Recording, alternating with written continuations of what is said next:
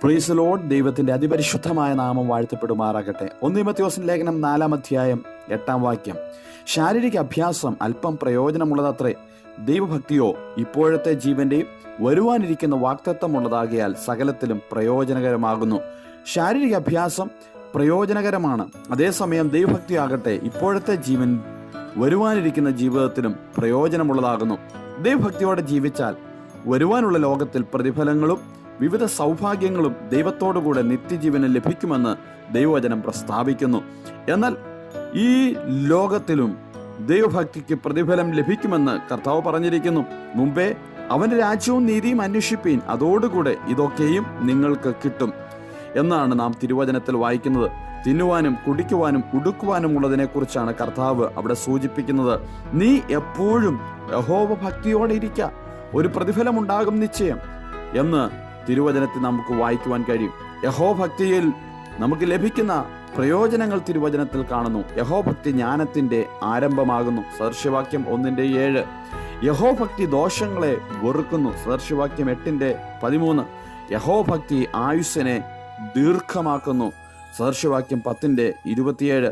യഹോഭക്തന് ദൃഢധൈര്യമുണ്ട്, അവന്റെ മക്കൾക്ക് ശരണമുണ്ടാകും എന്ന് തിരുവചനത്തിൽ നാം വായിക്കുന്നു. സദൃശവാക്യം 14:25. യഹോഭക്തി ജീവന്റെ ഉറവയാകുന്നു, അതിൽ മരണത്തിന്റെ കെണികളിൽ നിന്ന് ഒഴിഞ്ഞു പോകുവാനിടയായിത്തീരും. സദൃശവാക്യം 14:26.